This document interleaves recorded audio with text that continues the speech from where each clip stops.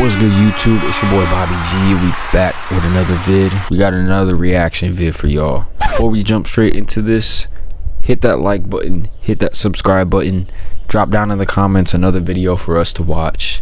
Y'all already know what to do. And without further ado, let's just jump straight into this mug. I honestly don't know too much about this person, but I saw him in another video that I was watching about Adam Sandler, and I just wanted to kind of learn a little bit more about him just because he did pass.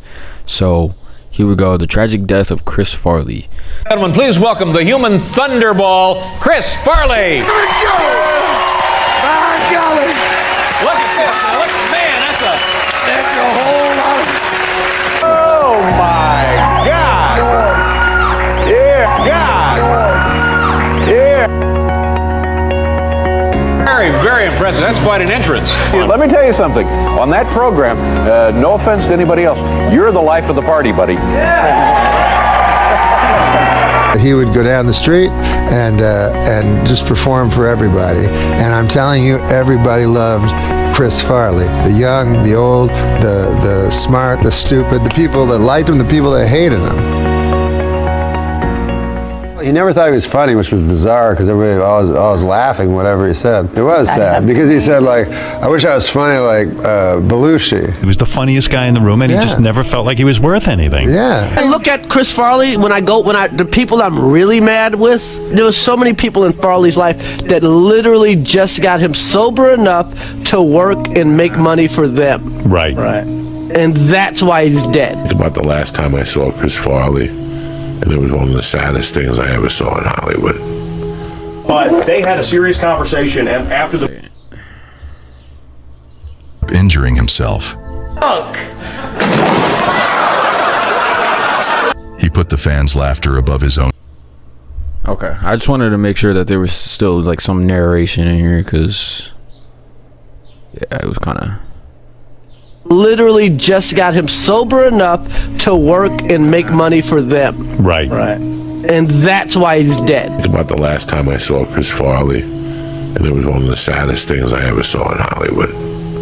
but they had a serious conversation, and after the movie, they sat there. He's gonna be dead soon. That's so sad. And they had a debate over how you're not just overweight, you're unhealthy overweight. I have a weight problem.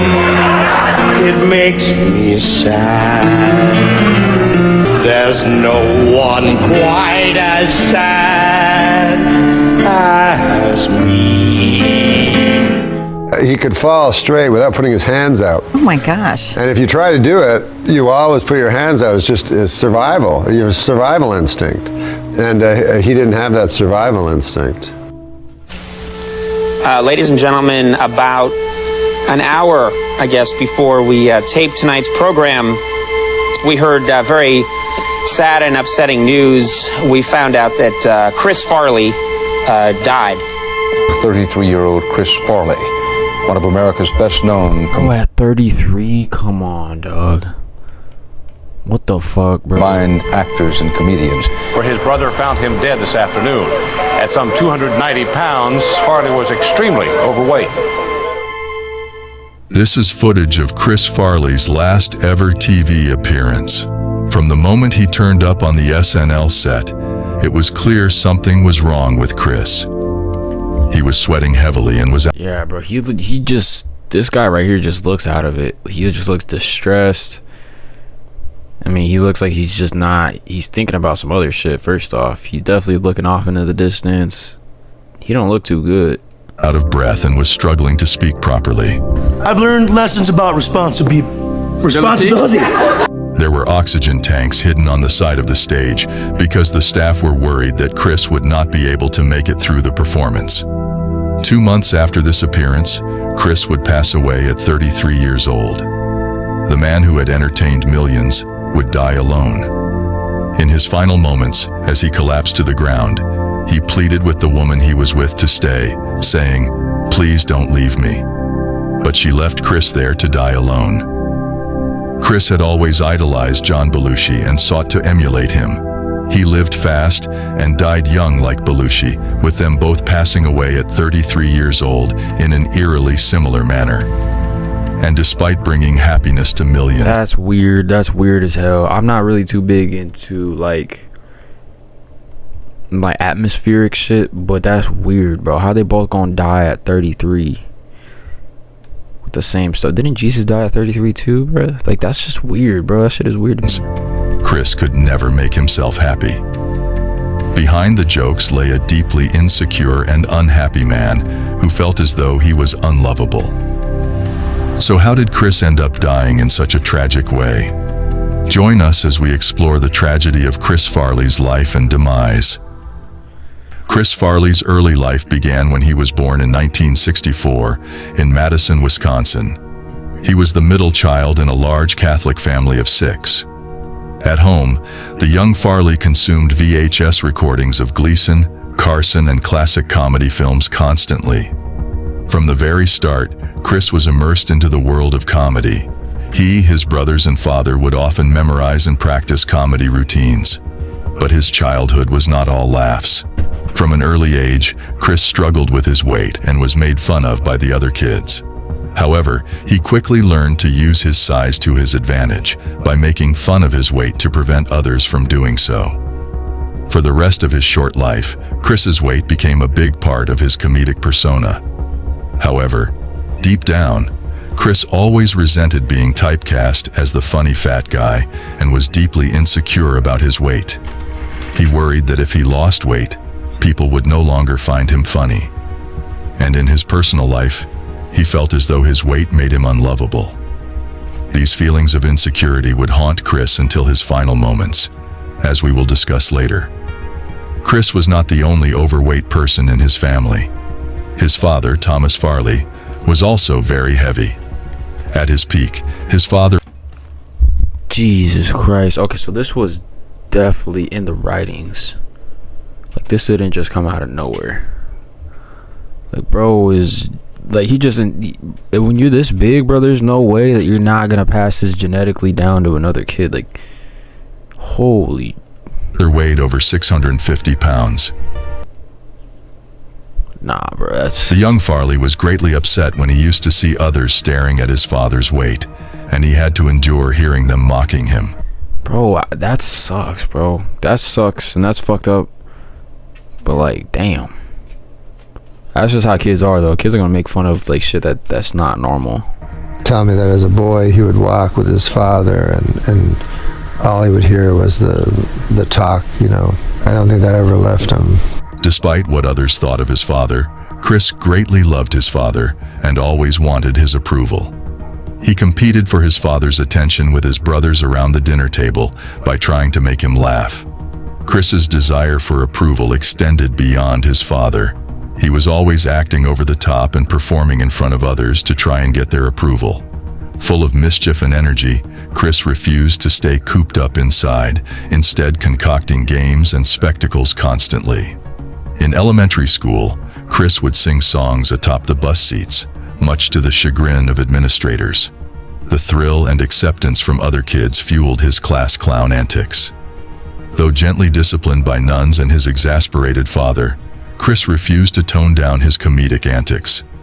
Even when playing sports, Chris was always joking around, making the team laugh and keeping their spirits high. Despite his weight, Chris was surprisingly athletic. Sports and team activities were central for Chris. Whether sailing at summer camp, playing rugby in college, or football for his high school, Chris was always trying his best to perform athletically, while also trying to make his team laugh. Even later in life, Chris's athleticism was very evident as he constantly did all sorts of impressive physical stunts that you wouldn't expect from someone his size. As a teenager, in addition to eating, Chris started drinking heavily. Young Chris tried doing stand-up comedy, but soon discovered that he wasn't very good at writing jokes. He realized that he was better at improvisational comedy that allowed his energetic personality to flourish and play off others. Chris's passion for performances crystallized when he began participating in camp theater shows. The positive reception compelled him to push boundaries and launch impromptu gags like suddenly getting undressed mid-song. This act of undressing mid-performance is something he would repeat for the rest of his career. Even though he was insecure about his body, he recognized that audiences like to see an overweight guy get undressed and move around. He always put the audience's happiness above his own insecurities. In his 20s, Chris pursued his love of improvisational comedy in Chicago, becoming immersed in the city's renowned improvisational comedy scene. He soon started performing at the famous Second City Improv Theater, which had previously launched the careers of many SNL stars, including Farley's hero, John Belushi. Though they never met, Chris had discovered Belushi's movies as a teenager and had become obsessed with his bold, reckless style. He closely studied tapes of Belushi's fearless physical comedy and sought to emulate the larger-than-life persona and no-holds-barred approach to getting laughs that made Belushi stand out. The similarities, even in their raucous energy, on-stage style, love of partying, and willingness to put everything on the line for the sake of the comedy became so strong that people commented Chris seemed like the second coming of Belushi. But where Belushi had a darker edge, Chris possessed an underlying innocence and light that endeared him to audiences. Not only did Chris figuratively follow the footsteps of Belushi, Chris literally walked in the shoes of his hero. He found Belushi's old shoes backstage at the theater and would often walk around in his shoes. Unfortunately, Chris did not only follow the comedic that's weird though. That is so weird. Like, and then he ends up dying the same age too. Like, that is just style of Belushi. He also followed Belushi's chaotic personal life and substance use, even following Belushi to the grave. At the Second City Theater, Farley's substance use escalated beyond booze. He started doing other party substances as he copied Belushi's hard partying lifestyle.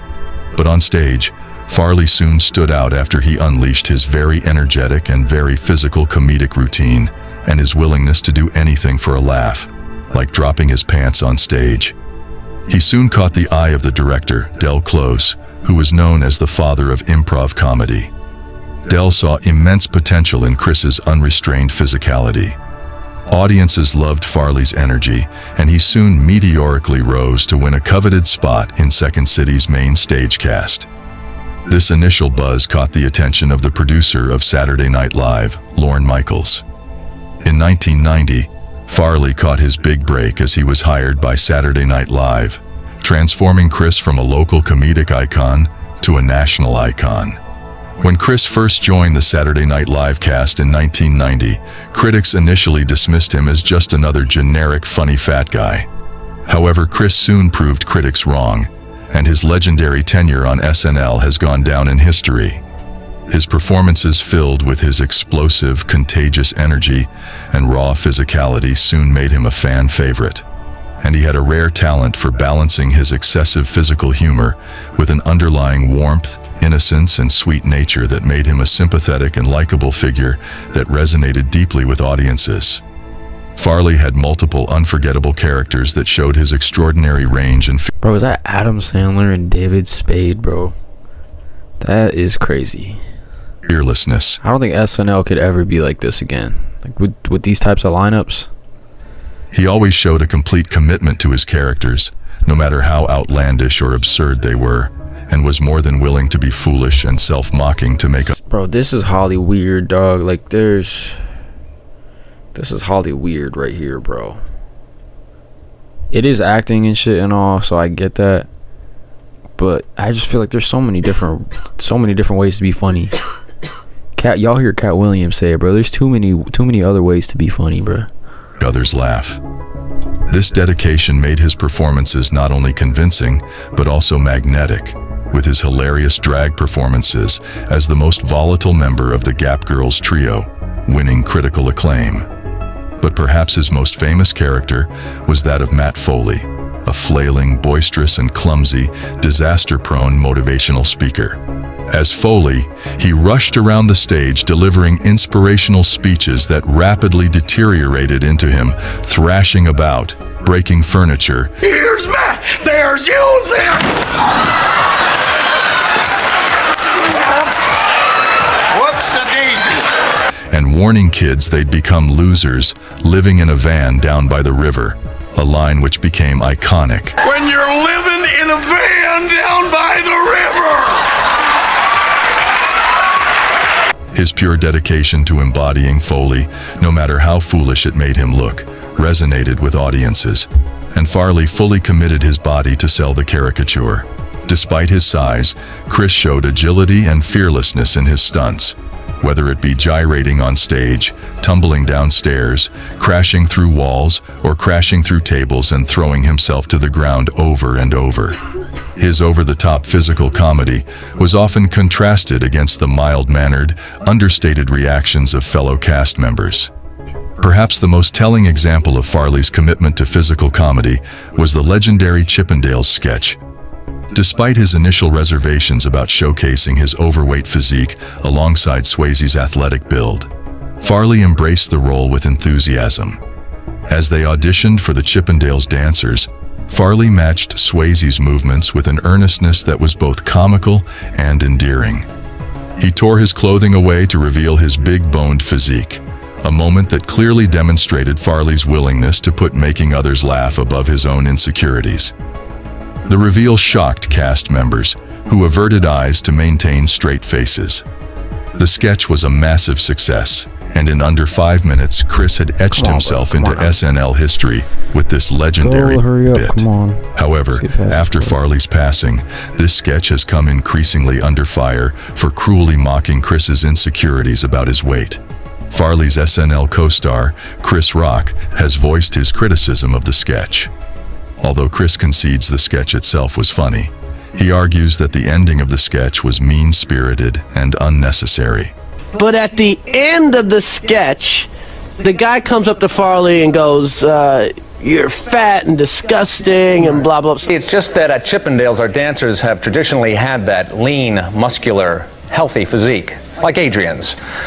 Whereas yours is, well, fat and flabby. Right.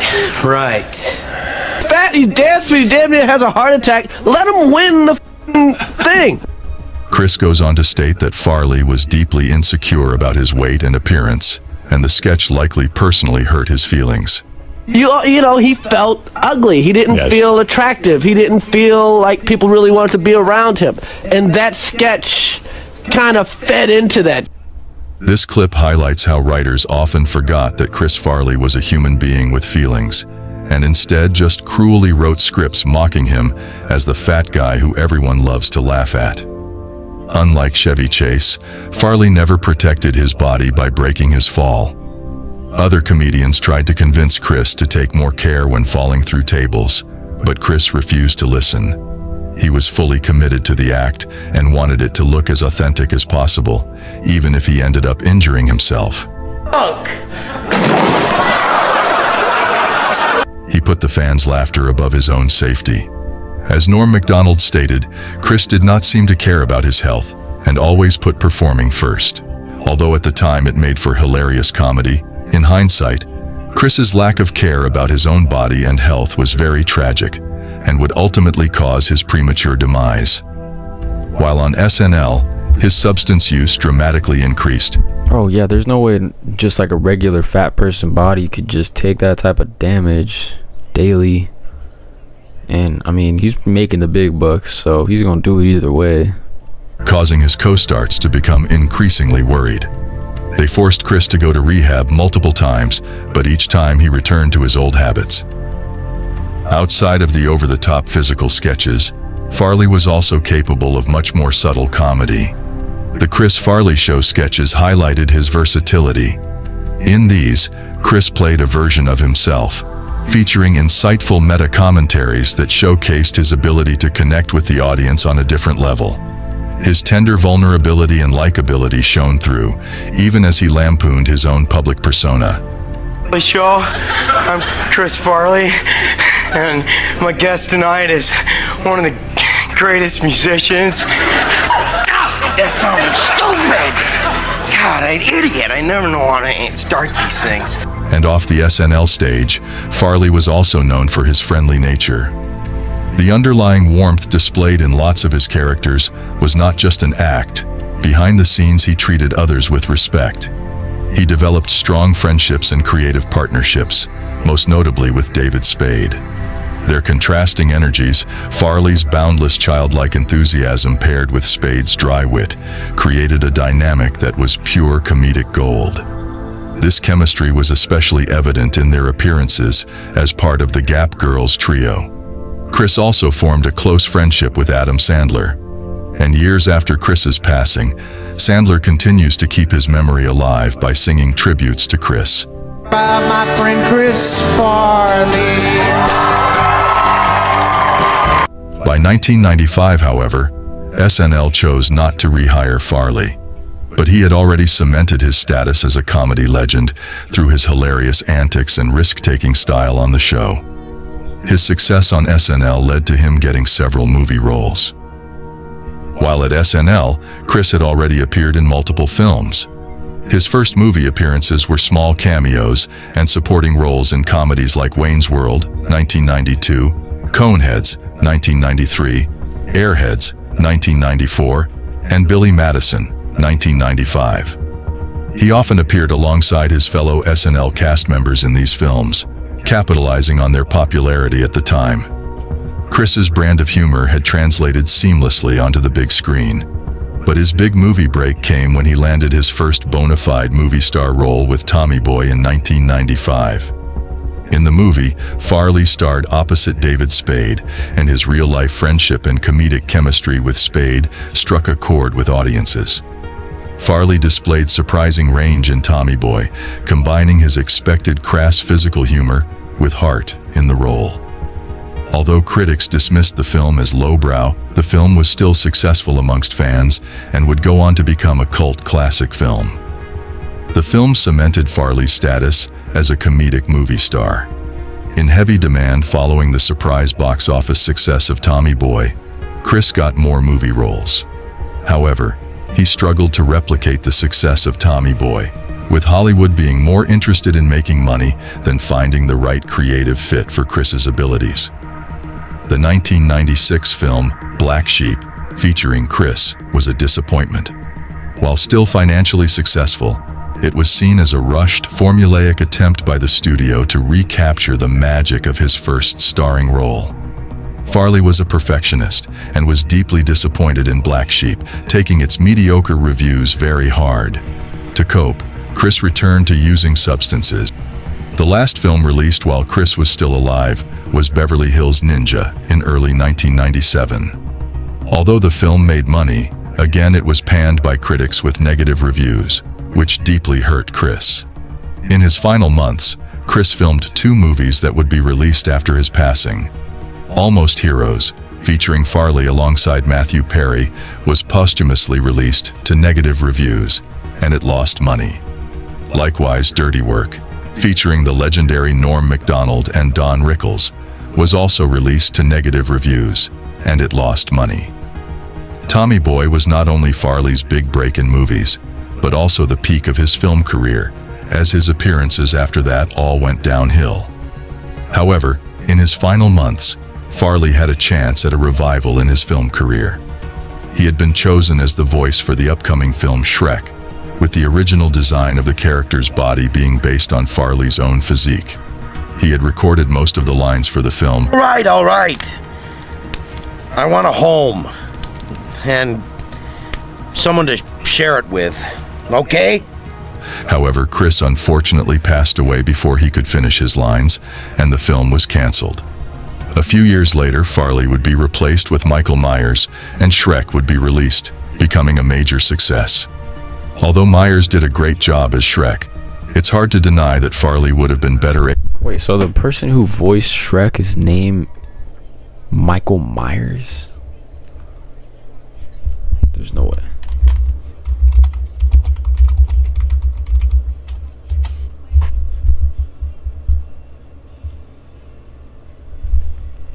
That is crazy. So this is like this guy is a real actor, for real. He's the guy in Austin Powers, huh? He's in Wayne's World, Cat in the Hat. Okay, so Mike Myers is that dude. That's just crazy that he's named like after the fucking, you know, that dude, Michael able Myers. to relate to the character of Shrek, as the character is that of someone who is overweight and feels insecure at everyone mocking his appearance, something Farley only knew too well.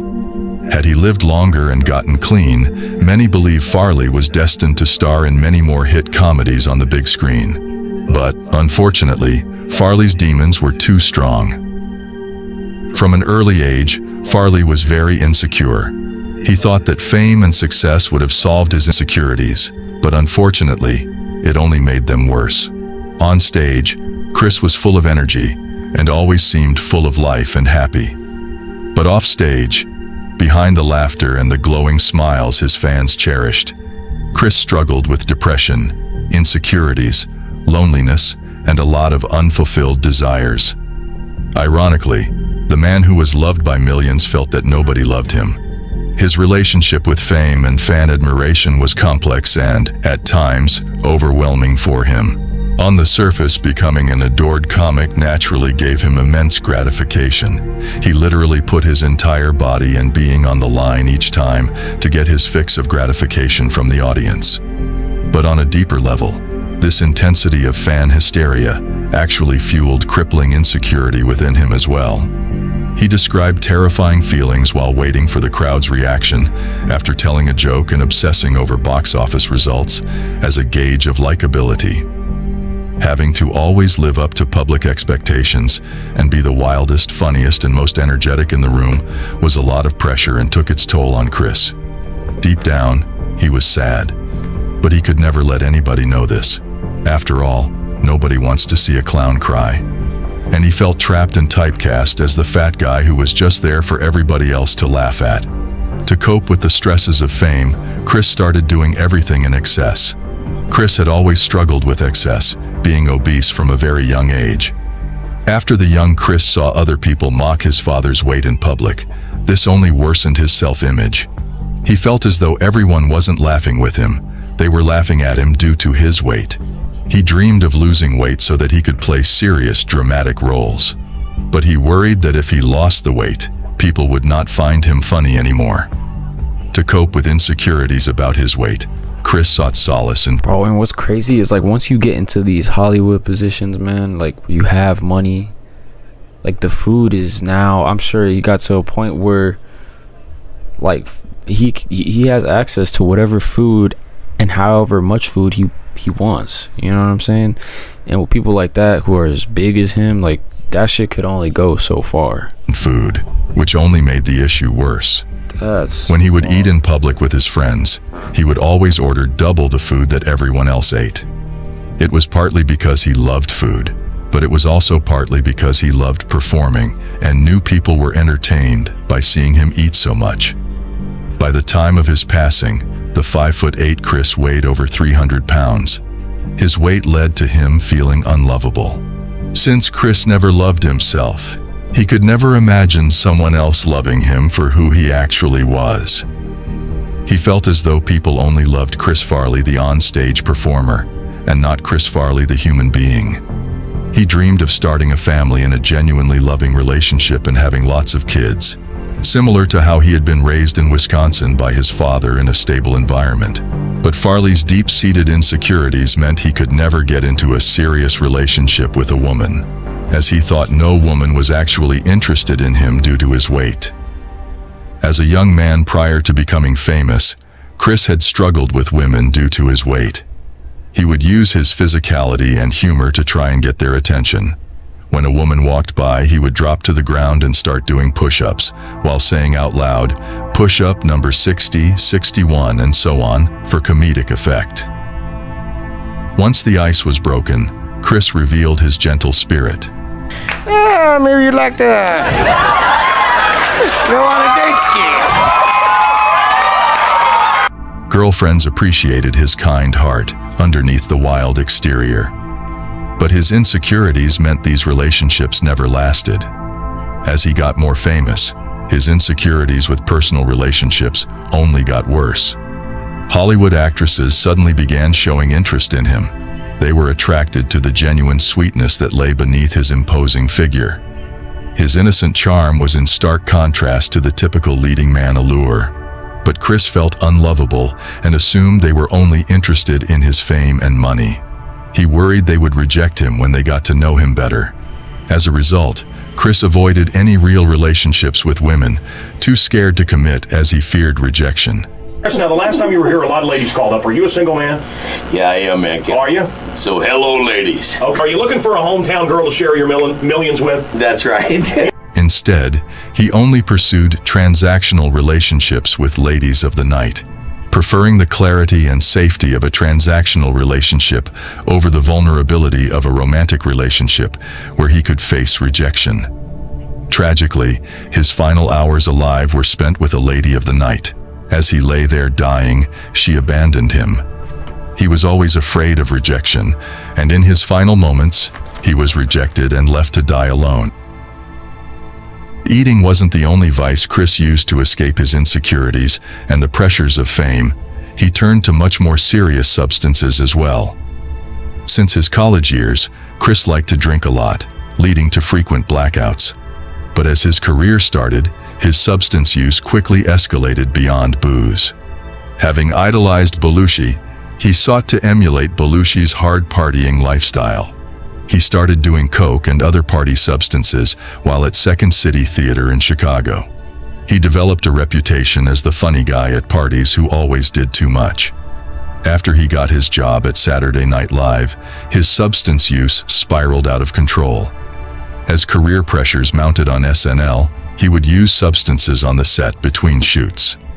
Being famous meant he was surrounded by people who were constantly supplying and enabling him. The once friendly and sweet Chris now started acting more erratically, trashing hotel rooms. His friends and colleagues convinced him to take breaks to go to rehab multiple times. He would return refreshed and optimistic about the future, but it never lasted. His self-loathing took over, and he returned back to using substances.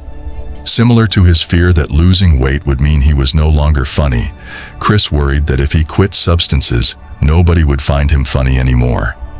Outside of his depression and insecurities, friends of Farley's... This man literally felt trapped, bro. That's so sad. That's so fucked. Suspect he also suffered from severe obsessive compulsive... That's literally what Hollywood will do to you, bro. And that's what fame will literally do to you. But at the same time, this man, like, you seen his father. He was gonna be big either way. I feel like if you got, you know, a father that's that big, the best chance you got is to just work out, bro. Work out your whole life. Stay in shape as much as you possibly can, because the moment you don't, you start slipping, bro. It's too easy to end up looking like your pops. Of disorder. He would constantly do these bizarre rituals, where he would often go around sniffing and licking objects in rooms. His friends David Spade and Molly Shannon described the rituals he used to do. Hug people, he had like a little ritual. Do you remember this? He would have to tap the floor and then lick, but he would do it so fast that nobody would know, like, and clap. Do you remember that? Funny. He'd be like, ha, ha, ha, ha. I think it was a ritual because he would do it every single time. I think they call it OCD, but yeah. To outsiders, these rituals appeared funny and like just another one of his comedic bits. However, to Chris, this OCD would have likely caused him a great deal of stress, and it is no surprise that he turned to substances to numb these compulsions. Despite his career being at all-time highs, Chris remained deeply insecure, unhappy, and reliant on substances to cope. But after his career started to decline, his insecurities only increased and his substance use spiraled out of control. In 1995, SNL chose not to renew Farley's contract. That year, the film Tommy Boy came out and was a success. But as discussed earlier, all his films after this failed to reach the same highs Tommy Boy had reached. This deeply hurt Chris, leading to him spiraling out of control. In the final months of his life, Chris would often go days without sleeping, all while using increasingly excessive amounts of substances. In public, he was observed stumbling around constantly. His friends knew he did not have long to live if he continued. And Chris also knew each bender could spell the end, but he did not seem to care. It was almost like he wanted to join his hero John Belushi in passing away at 33 years old. and unfortunately, he got what he wanted. On October 25, 1997, Chris Farley hosted his first ever SNL. Unfortunately, it was also his last ever SNL appearance, as he had just weeks to live at this point. His return to SNL after 2 years was supposed to be a joyful experience, especially as Farley had always dreamed of hosting the show. Prior to returning, the producers had forced Farley to go to rehab and get clean. To the spa, it did the trick. I mean, he's totally clean for 6 weeks. No booze, no women.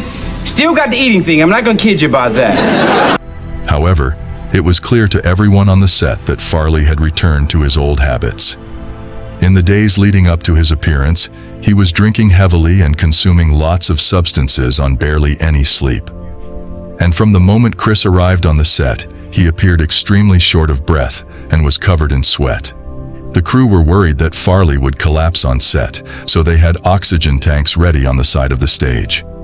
Chris stumbled his words at times. Despite his health issues, Chris managed to make it through the appearance, surprising everyone on set. No matter how bad his health was, how out of breath he was, Chris always tried his hardest and was always full of energy, even towards the end. This SNL appearance was Farley's final ever TV appearance. He disappeared after this, returning to his life of excess. The next time Farley would be on the TV, it was because he had died. In December 1997, Farley's behavior was increasingly erratic. He was often spotted out at bars, acting very erratically while drinking and consuming multiple substances. In his final 4 days, he went on a substance binge, getting 0 sleep and using coke to stay awake. On the night of December 16th, Farley made a desperate call to a friend, hysterically That was literally 2 days before my birthday. Crying and begging for help on the phone, clearly in a very emotional state. Towards the end of that day, he picked up a lady of the night called Heidi and took her back to his apartment at 11 p.m., where he would spend his final hours with her. She stayed with him through the very early hours of December 17th, witnessing him consume substances non-stop. Despite being up for 4 days, Chris had no intention of stopping anytime soon. He would only stop when his heart stopped. At 3 a.m., Heidi was getting fed up of not being paid and said she was going to leave. Chris claimed he would get his friend to pay her, but she did not believe him, and so she went to leave the apartment. As she was at the door about to leave, Chris collapsed to the floor. She assumed it was just another one of his famous pratfalls. What's with him? Heart attack! Forget it. He's just doing it to get attention. He pleaded with her, stating, "Don't leave me." She noticed he was struggling to breathe, but a few moments later he closed his eyes. Heidi thought he had passed out, so she took a photograph of him laying on the floor and left. She did not realize it at the time, but Chris was dying right in front of her eyes, and she had photographed his final moments at 3 a.m. on December the 17th. The next afternoon, Chris... I hope they you gotta stick her with something. You have to stick her with something. Find her ass or something, bro. Cause like, bro, that's fucked. Somebody's asking you for help, bro, and you just let them lay on the floor like that when they're trying to breathe. And like, that's, I mean, that's not, you're not killing them, but you're not helping them either, bro. That's fucked. His brother John Farley arrived at Chris's apartment to deliver something. As he opened the door, he saw Chris laying there in the same spot he had collapsed hours earlier in front of Heidi. Blood and a white, frothy foam liquid were coming from his mouth and nose. His body was cold, and he was clutching rosary beads. At 33 years old, Chris Farley had died and joined his hero Belushi. Not only did they pass away at the same age, but the manner of their passings were eerily similar.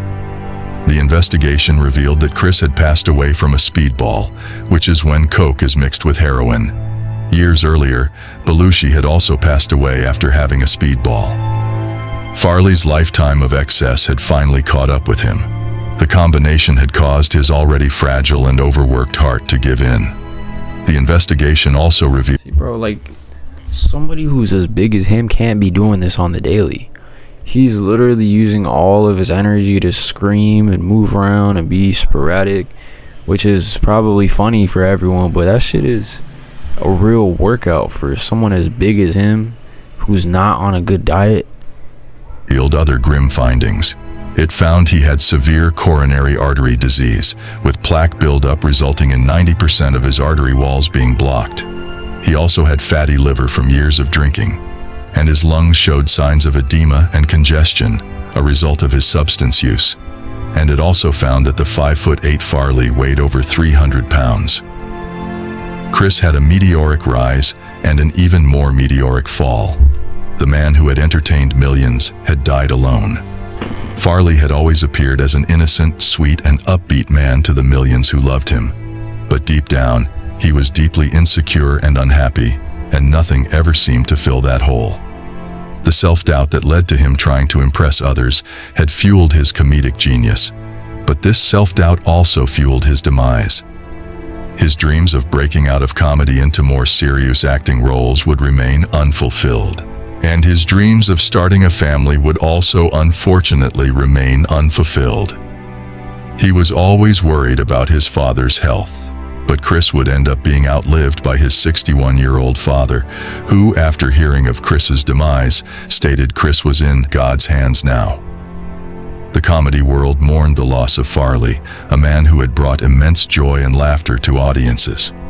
His funeral saw many from the entertainment industry pay their respects to a comedian who had committed him. Bro, it just sucks that it takes like these types of situations for people to take a step back and be like, all right, maybe we should try to think of some other shit that's funny. Like maybe fat people, maybe like fat jokes aren't the only thing we could sit here, you know what I mean? Like there's other ways to be funny, bro. It don't gotta be fat, you know, about fat people or gays and shit like that. Himself fully to his craft. Y'all heard Cat Williams. While his passing appeared accidental, some close friends felt it was a tragic end he had envisioned for himself. He had always wanted to live fast and die young like his idol John Belushi, and he had gotten his wish. But his legacy lives on. To this day, many consider Farley one of the all-time greats. He is remembered for his fearless commitment to comedy and his willingness to put his body on the line for the sake of a punchline. And no matter how successful he became, Farley always kept his underlying warmth and humility. He was a once-in-a-generation talent who left an indelible mark on comedy in a short career span. Rest in peace. Rest in peace, Chris Farley. That was a WS video. Drop down in the comments and let me know what y'all think of Chris Farley and that whole situation. That shit is, it's honestly just sad, bro. Like, but I mean, it is what it is, you know. We gotta all learn from things. So yeah, that's gonna do it for this video. Like always, hit that subscribe button, hit that like button, drop a comment down below, follow me on Kick, the rest of the socials, and that'll do it for YouTube. I'm gonna catch y'all on the next vid. Peace.